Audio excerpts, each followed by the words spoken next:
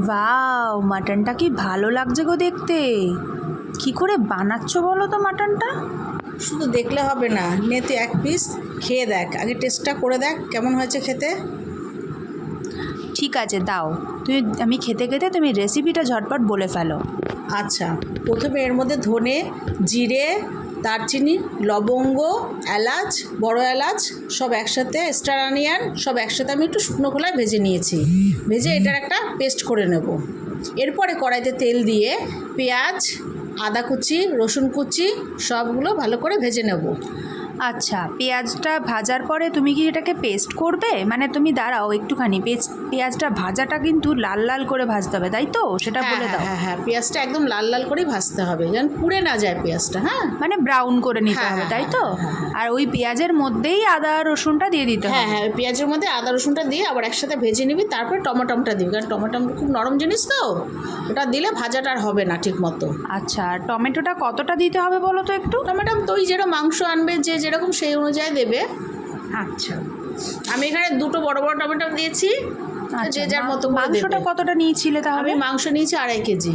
ও, তার মানে 2.5 কেজি মাংসের জন্য 2খানা টমেটো। হ্যাঁ। আচ্ছা, এরপরে কি করলে? এরপরে একটু জল ঢেলে দিলাম, দিয়ে ওটাকে একটু ফুটতে দিলাম। গরম জল নাকি ঠান্ডা জল? না, ঠান্ডা জলে দিয়েছি আমি, এবার ওটাকে ফুটতে দিয়েছি।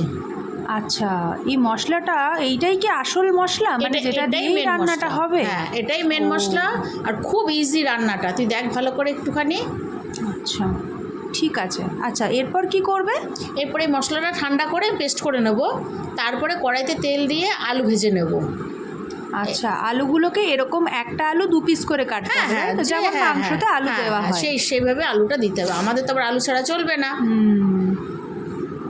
আচ্ছা, এরপরে আলু তুলে তার মধ্যে আমি মটনটাকে দিয়ে দেবো। মটনটা দিয়ে মটনটাকে ভাজবো। মটনটাকে কিন্তু আমি শুধু তেলের মধ্যে একটু ভেজে নেব। আর তেলের মধ্যে একটু ফোড়ন দেবে না? হ্যাঁ, দিয়েছিলাম একটু দারচিনি আর লবঙ্গ। আচ্ছা, দেখ আমাদের মটনটা ভাজা হয়ে গেছে। এবার এর মধ্যে এক এক করে লঙ্কা গুঁড়ো, ধনে গুঁড়ো, হলুদ গুঁড়ো আর যে পেস্টটা বানিয়েছিলাম সেই পেস্টটা সব একসাথে মিশিয়ে আমি দিয়ে দিলাম। আচ্ছা, এই পেস্টটা কি সেই মশলাটা যেটা তুমি ভাজলে কড়াইতে, ওই দিয়েই কি পেস্টটা করেছো? হ্যাঁ হ্যাঁ হ্যাঁ, যেটা ভাজলাম ঠান্ডা করে আমি ওইটাই পেস্ট করেছি। ও আচ্ছা, এইভাবে এটা তাহলে অ্যাড করতে হবে। হ্যাঁ হ্যাঁ হ্যাঁ, মাটনটা এবার ওটা দিয়ে তোকে ভালো করে কষাতে হবে। আচ্ছা আচ্ছা আচ্ছা, মানে আর কোনো মশলা যাবে না এটাতে? না, আর কিচ্ছু দিতে হবে না এর মধ্যে। আর ওই ভাজা মশলাটা যেটা করে রেখেছিলাম সেটা আমি এর মধ্যে শুধু অ্যাড করে দেবো, তাহলে আমাদের মটনটা রেডি হয়ে যাবে। আর এইটা কি দিচ্ছ? ওই যে ভেজেছিলে, শুকনো খোলায় ভেজেছিলে, তাই তো? সেটাই। আচ্ছা আচ্ছা, একদম ইজি রেসিপি তো। হ্যাঁ, বেশিক্ষণ লাগবেও না বলো এটা বানাতে? না না, একদম না। আচ্ছা, মশলা গুঁড়োটা তো দিলে, এইবার তাহলে কি হবে বলো তো? মাংসটা তো ফুটছে, একদম ধোঁয়া ধোঁয়া বেরোচ্ছে। এবার দেখ মাংসটা আমাদের হয়ে এসেছে।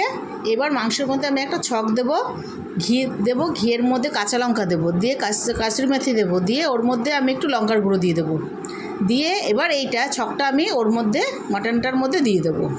ও নাইস, আরো বেশি সুন্দর কালারটা আসবে। খুব ভালো আসছে। হ্যাঁ তাই তো, কালারটা দারুণ আসবে এটাতে। খেতেও খুব টেস্ট হবে এটার জন্য, আরো জানিস।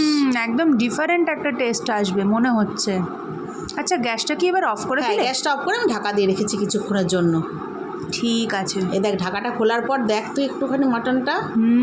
দারুণ হয়েছে, দারুণ দারুণ খেতে হয়েছে গো সত্যি।